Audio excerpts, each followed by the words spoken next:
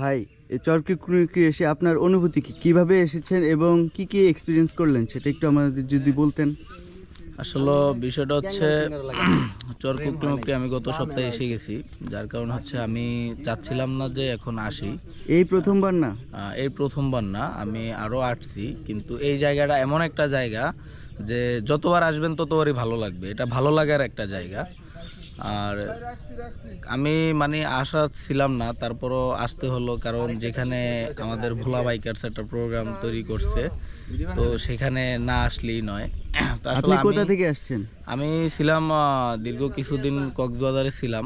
কক্সবাজার থেকে চট্টগ্রামে ছিলাম 31 নাইটে। তো সেখানেই খেয়াল করছিলাম যে থাকবো, তারপরে দেখতেছি যে না, আমাদের ভোলা বাইকার্স এত সুন্দর একটা প্রোগ্রাম তৈরি করছে, মানে খুব সুন্দর।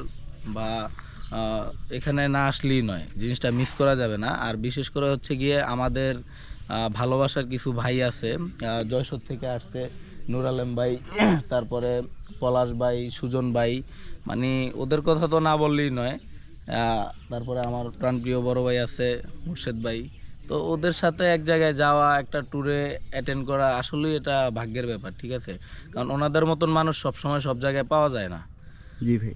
ঠিক আছে, এই জন্য আসলে সব মিলিয়ে আমি নিজের ব্যস্ততা রেখে এখানে চলে আসলাম। খুব ভালো একটা সুন্দর পরিবেশ উপভোগ করলাম।